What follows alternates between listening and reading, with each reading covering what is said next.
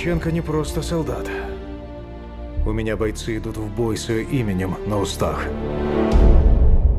Улыбайтесь, Павличенко. Улыбайтесь.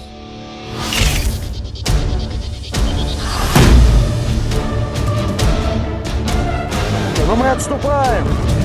Понимаете, отступаем! И несем огромные потери! И завтра этими потерями будете вы! Война не только смерть. Война — это такая жизнь.